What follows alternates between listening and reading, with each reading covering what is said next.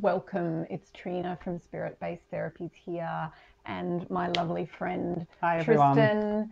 And we are here for part two of talking about spirit, all things psychic, spirit related. And last time it went so well, and you guys were enthusiastic about us doing it again. Thank So you. yeah, thank you. So Yeah. we've turned up again just to talk about those kinds of things. And last time we spent quite a bit of time talking about ghosts and talking about some of the more scary phenomena Yes. that you can encounter as a psychic and that exists in the world. And I think actually I wouldn't mind just making a little bit of a point on that, Yeah, Tristan, absolutely. if that's okay. Yeah. And just basically say that one of the interesting things about being psychic is that um, so, for instance, I remember I used to not tell people that often that what I do for a job. Yeah. I'm trained I have a Bachelor of Health Science in Traditional Chinese Medicine. So I'd be out and about and people, you meet people at a party or something like that and they say, oh, what do you do? It's a very Australian question. What do you do? And sometimes I'd think, I don't actually want to tell this person that I'm a psychic Yeah. spiritual healer because I don't want to enter a conversation with them where I have to somehow justify my own reality. Yeah. Or persuade them you're not crazy. Yeah, Yeah, exactly. Yeah. exactly. Or Yes. not have them just make a blanket amount of assumptions Yeah. about who and what I am Yes. as a result of being a psychic spiritual healer. So I'd say something vague like, I'm trained in traditional Chinese medicine and I work in natural therapies. But one time I remember having a discussion with this guy, and I was having one of those days where I'm just going to say it. I don't care. I'm Yeah. just going to say it, whatever. And then the guy started arguing with me and telling me that that was impossible. Yeah. Sure. And I was like, oh, exhausting, because I'm not interested in convincing you that my reality is the most truthful Yeah. reality. Yes. Everybody's reality is quite individual to their Yes. own personal experiences Yes. in their life. Yeah. I think what is real to us is what we have in our experiences. Mm, And if someone's going to come to you and say, well, I don't have those psychic experiences, so mm, they're not real, I'd imagine, and from my mm, similar, mm. experiences, you're like, okay, well, that is okay. Exactly. You don't have them, so it's not real to you. But we Mm. don't. But I don't want to spend tonight at Yes. this party where I'm, meant to be having a good time, Yes. negotiating that we can have a different truth Yes. in this. I'm not Exactly. there for that. And so I ended up saying to the guy, all right, you can tell me to the cows come home that my reality is not real. And I am completely not attached to telling you that your reality is real or not real. I quite frankly don't care. Yeah. But what I will tell you is that you telling me that I don't have the experiences in my life that I have is like trying to tell me that I don't have a left arm, that left arm isn't there. And I'm looking at it going, but it's there. Feels very I can present. feel it. It's there. It's very real to me. Yeah. How can you tell me that my left arm is not there? That's what it's like, being psychic and having somebody try to tell you that your reality doesn't exist and that it's not true.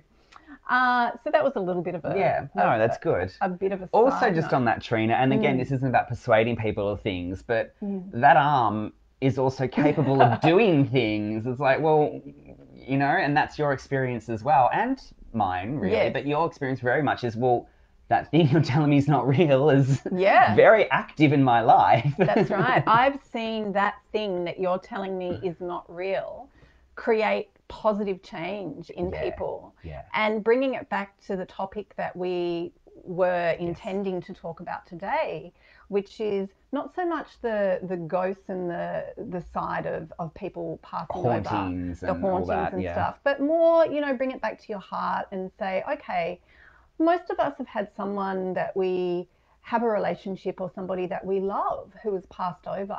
And it's there is often Tristan's partner was saying to us earlier that because he has a brother and a father that have passed You lost them over. at a young age as well, which Yeah. is, And he used to love that yeah, really attracted him to going and seeing psychics because he wanted to know how his loved ones perceived him as he grew, I think, because we're talking as a child, and I think what Ash, my husband, was saying is, you know, I was like, what would Dad think of me now? I'm, you know, an adult. I'm achieving. Does he know I'm a chef?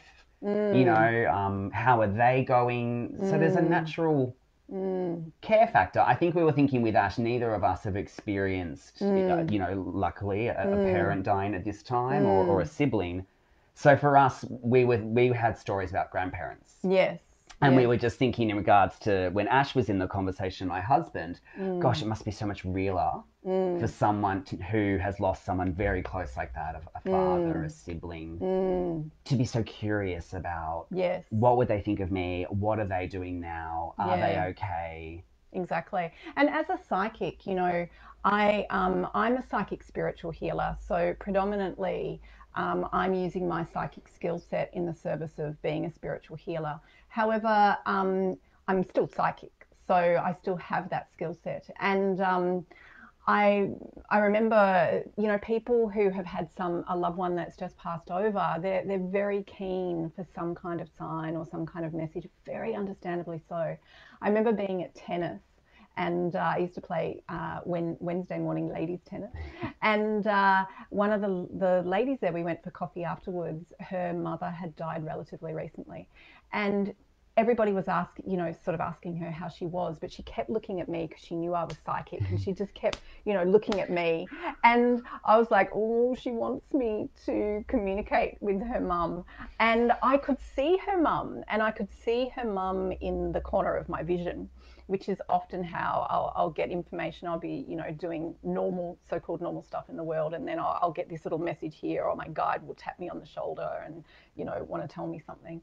And I could see an image of her mum dancing in the corner, and I said to her, actually, I can feel your mum, and she's showing me an image of her dancing. And that lady, exactly, that lady like this. said to me, oh, wow, that's so amazing, because my mum was so ill at the end, and she couldn't use her legs, and she loved to dance when she was younger, and she used to say to me that if there was anything that she could do once she was freed up from this illness, it would be to dance again. And I obviously had no idea about that. And my reaction often as a psychic, Tristan, is just like, phew, she didn't think I was nuts. It meant something to her. And that's last time we were having this conversation, there was somebody that joined into the conversation, and they said, you know, how do I have enough confidence to be a medium, Trina? And that's the thing. It does take an enormous amount of confidence, because you get this information and you don't necessarily know how it fits together, and then you deliver it to the person, and maybe you'll get you know, some positive feedback about that, and maybe you won't, even if it is helpful. Some people may not choose to go, oh, as it happens, that's very relevant. It might just be like, okay. I actually was with somebody recently, and they wanted to ask the question that when their loved one died, who met them? And I thought, that's an interesting question. I've never actually posed that question before. And when they asked me that question, I could immediately, I just got uncle flash into me, and I saw an image of this person's uncle. And so I said to the inquiring person, uncle. And I could see their face kind of go, I wasn't actually talking to them face to face, actually, but I could feel their energy kind of going, and I thought, oh no. And they said, they don't have an uncle. Yeah, I don't think they had an uncle, actually. And I was like, oh God. And then I did the healing, because it was a distant healing. And then I jumped back on the phone to talk to this person, and they said, you know what? They did have an uncle, and they were really close to that uncle for about a year or so before they died, and had this really wonderful, and remembered. And I was like, oh, okay, there you go. But yeah, their uncle came and met them and supported them with the transition of moving back from this denser reality of Earth in this physical universe and back to the light. Yes. Yeah. It's interesting, because I lost my grandmother last year, who I was, and again, with grandparents, there was very much a level of peace and acceptance about that happening because she was old and she had lived a very full life, and I had had much time to communicate with her. You know, there was no shock to it. But I did find, just thinking about returning to the light, when she was coming close to the end and the family knew, I was getting anxious about this happening. And I think this is something I think a lot of people experience this, getting anxious about a loved one passing over. And for me, the anxiety was coming from things like the house that she'd lived in, my grandfather had built. It was the first house in their suburb, one of the first houses down in Cheltenham, actually. And, you know, like there's these stories about grandma staying home and making sure that all the building supplies stay there while grandpa went out and found more things to build with. And this incredible family history in this building. And I knew that once she passed away, the house wasn't going to stay in the family. There was just no room for that with who was staying, you know, with my family. And I was really nervous, like, oh, she's going to be so disappointed and sad.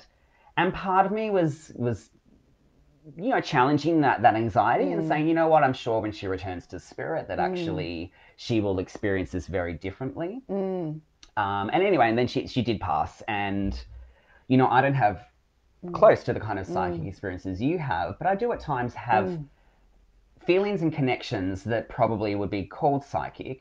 I think everybody does. Which is... I think that most people have some kind of sense of psychicness within inside of them, but to actually have the courage to believe it and not just instantly dismiss it takes practice. Yes, and that, you know what, that could be a whole, we could talk about that one time. Yeah. Even that would be really interesting. It takes practice, my friends, believe me, it does, yeah. But so, Tristan's... when sometime after she passed, it took quite some time, and I was wondering, because I was expecting to feel something from her, and it really took quite a long time. Eventually, I was half asleep, and suddenly I was like, oh, I feel like I can feel my grandmother, and it felt real, and I was like, I'll trust this. And I was like, Gran, how are you going? You know, of course. And it was like, oh, I'm feeling so good, Tris. I'm so glad you can hear me. It's so wonderful to speak with you. And I was straight away like, I'm concerned. Were you worried about the house? And it was just this, no, I wasn't.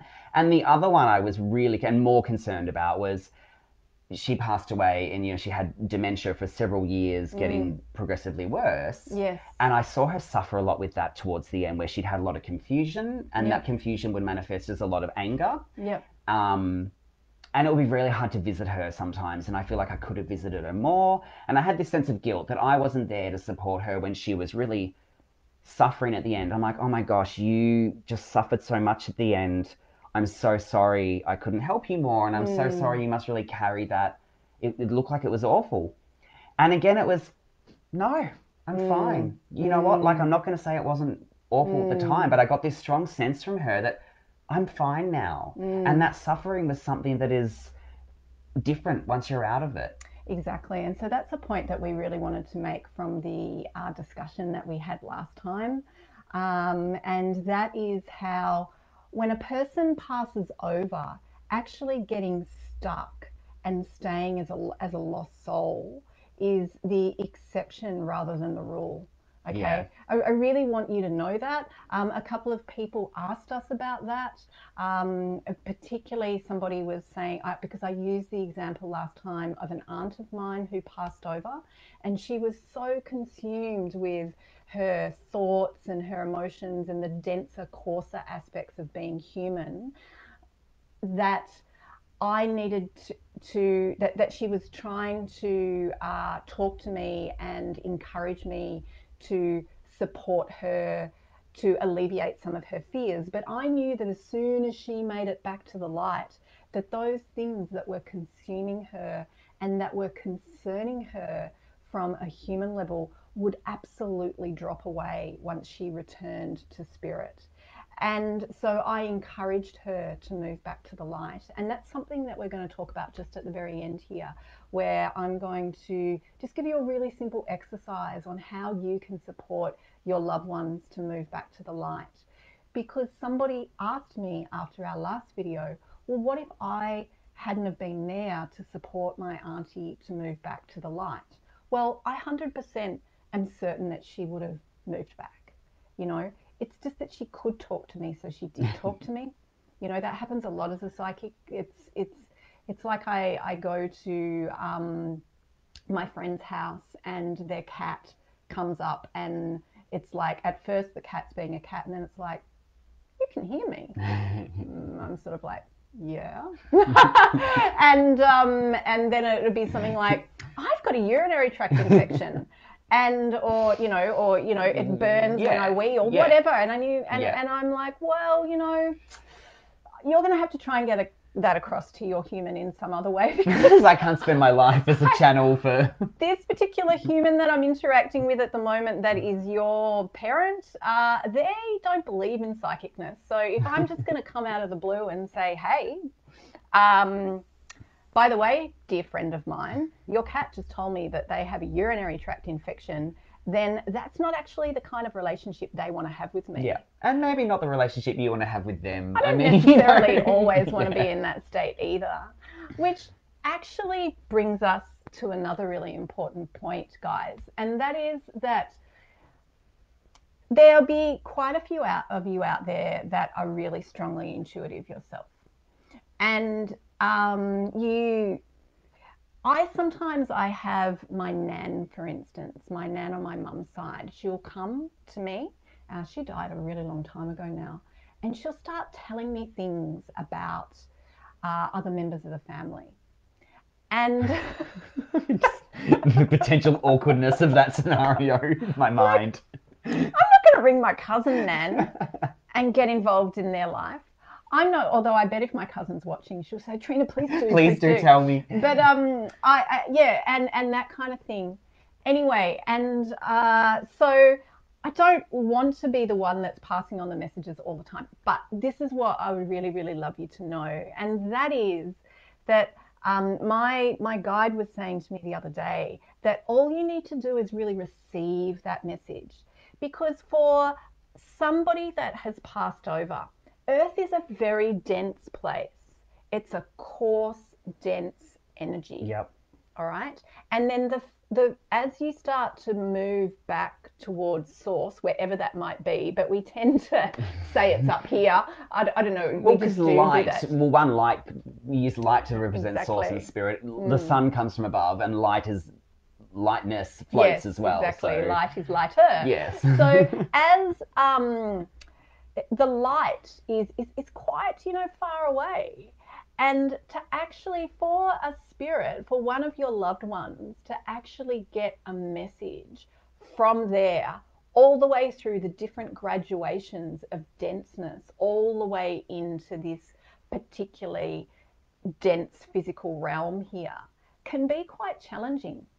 So when my nan is coming and she's saying, hey, Trine, I want to tell you about, your mum this and blah, blah, blah, blah, blah, blah, this. And I'm like, Nan, come on. Yeah. What am I going to do with this? What am I going to do with this? I don't want to go and tell this person this and this person and this. Like, I've lived that part of my psychicness, thank you very much. And I no longer read people's diaries, I no longer want to know everything that's going on about people because it's too busy. Yes. But Archangel Michael was saying that really all you need to do, Trina, is listen and receive. Because by me actually listening and receiving that information from my nan, then I'm actually helping it arrive. That little pocket of information arrive into the course of physical realm. And then that means that, my cousin or whatever relative it might be, it's more easy for my nan to then get that message across from there. It's easier for that person to then be able to receive it in some way. Yeah, it's a really nice point to make and to hear that. Because I'm sure we also have, people that listen to us who are psychic as well and do struggle with that. Do I not share this information? That knowing, just sometimes being the receptacle, just being present to receive is actually, already doing an enormous act of good. Yes. So that's... Yes, exactly. Yeah. Yes. So there you go. And also on the note that Tristan was talking about of loved ones when they pass over, and I can remember somebody else who was in my life who when their mother passed over, they too were really concerned about, I have to do this way because this is the way my mother would like me to do it. I have to do it this way. Yes. And really, I kept thinking, the thing that I notice the most is that when a person actually returns to the light, those kinds of material concerns are actually really not that important to them anymore. Yeah. Yeah. I think that was with my grandmother I was speaking about. What I did hear from her was not, I'm remotely concerned about the house. I'm not dwelling on the last years of my life and the suffering. It was, I'm proud to see, I'm proud and happy to see my family live. And it was the being that they were interested in, the doing and the being of those that they loved. Yes. And I think that you didn't get a chance to say before, Tristan, was when your grandmother, is it, that was in dementia? Yes. She was trying to communicate to you something about being gay.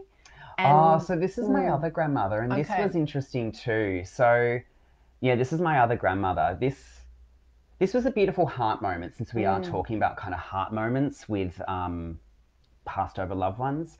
And my other grandmother was one of my greatest fans as a gay man. She was right there, like telling off the other old folks. You know, she was like full supportive, and you're grateful for that when it's someone who's in their, you know, the time she was in her 80s, I think, when I came out, or maybe late 70s. But there's something in that is not necessarily super common for every generation. Yep.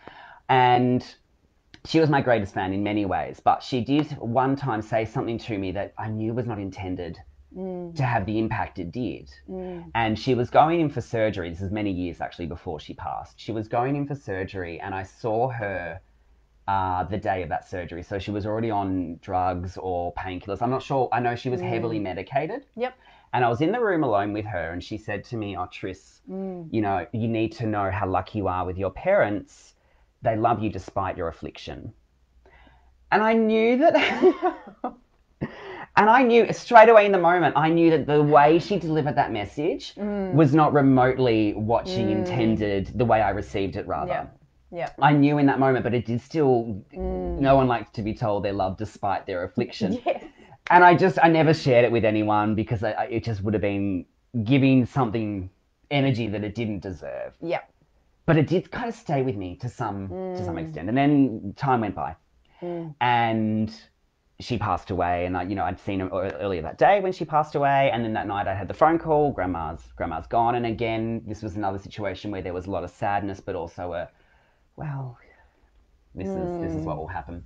And I was at work at the time, so I didn't really think much about it or anything. I jumped on my bike to ride home. And actually on my bike, I often spend that time really, I don't drive very much. I ride everywhere. And I often spend that time sinking into myself and feeling things, and hopefully not running anyone over as well. But, and I felt like she popped up. And I wasn't necessarily expecting that. And I wasn't remembering this story that I just shared with you. And she said to me, "Tris, being gay is not an affliction."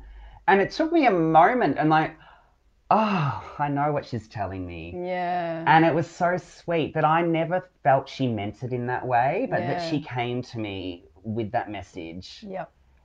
With the love that I felt in the way that she showed it. And I have many times over dealt with internal homophobia. That is something that I think all of us, whether we're gay or not, actually deal with. Yes. And that was an incredibly beautiful moment. And she said to me at the same time as well, because I was very close to my mother, and my mother was very close with her mother. And she said to me, "And I did not realize how much you cared for and looked after your mother, and thank you for that." Oh, nice. And there was a beautiful sense of fulfillment in that. So that's one thing I really notice with people who pass over as well, that often, when we're in a human form, our senses, they're a lot more constricted.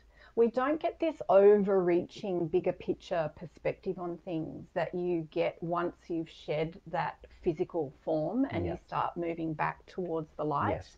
It's one of the reasons why I'm a really strong advocate of, if you are psychic, having a relationship with a spirit guide, because your spirit guide can have that overreaching perspective of things and help feed that information into you as a human being to help you navigate your way through your intuition and your own psychic capacity. And also to help you grow your psychic capacity too. But the point that I wanted to make is that I often see people who have passed over and they come back and they want to pass on messages. They're really keen to pass on messages. So they'll come to me and I'll be with a client and their father or mother has just passed over.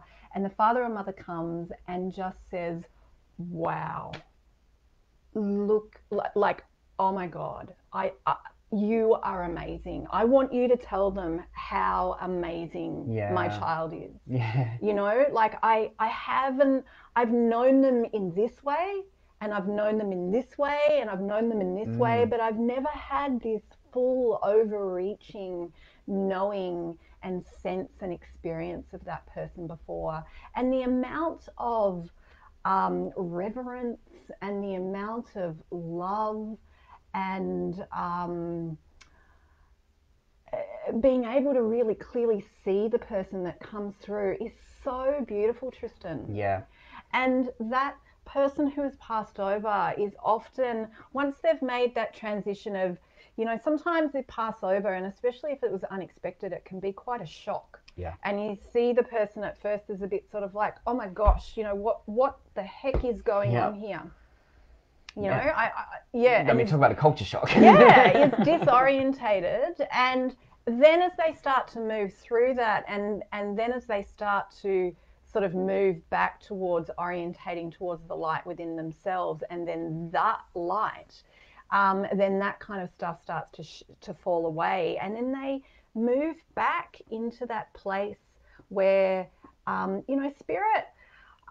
It sounds so cliche to say that spirit is love, but love and benevolence and unity and connection, all those sorts of things are absolutely instrumental in the light of spirit. They just exist in there. They don't have to try and exist in there. They are there. And as that loved one of yours is moving back and transitioning to the light, they're seeing you. And even, and don't then go, oh my God, they're seeing those bits that I would really like to keep. I thought that too, to be honest. I've definitely thought that before. But they have such, as they move back towards the light, that benevolence inside them means that they see you with such compassion that, that isn't going to be a problem as such. I mean, and that also reminds me of, this maybe bear with me for a moment on it, like when you're a child, I know there's lots of books about pooping, like everybody poops, like normalizing, there's literally a book called Everybody Poops. Yeah. We're all human, and all of those things, they, at the time when you're in this life, feel very, this is what I think, feel very private and very, serious. And it's not that they're not, but there's a commonality. Yes, to everybody us all, has a sense of being human, and that they have that very human side to them. And those things that we wouldn't share, and those things that we would. And exactly. What you would, sorry. No, I was just about to start wrapping up, actually. Oh, I'll just quickly then, before you do, but it leads nicely into actually your wrap up that I know you're going to share. Just on what you were saying about the benevolence and love of spirit.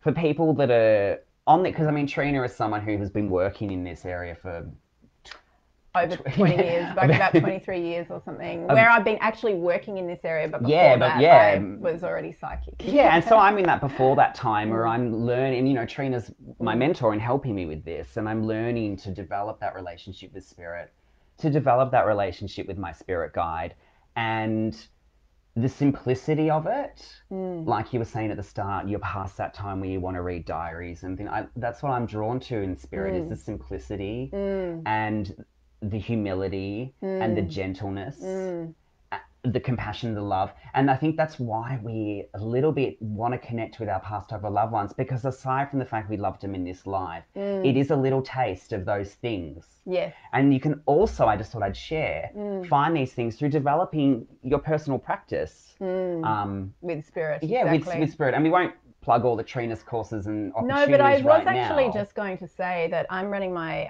spiritual self-care course at the week, which Yeah. is a 5-week course. And I was speaking to one of the participants today, and they have been really kind of stuck in this place of trying to work out this material concern that they have. And the person was saying to me that since they've started doing the course, that they've noticed that they're just not as concerned about that anymore. Yes. And I said to them, that is not unusual because it's the same as what I'm talking about when a person passes over. Once you start making that connection with spirit, you make that connection with spirit when you pass over, of course, because you're going back to the light. But even when you're here and you're still alive, you've got spirit inside of you. And when you start actually making that connection with that spirit inside of you, your perspective starts to shift.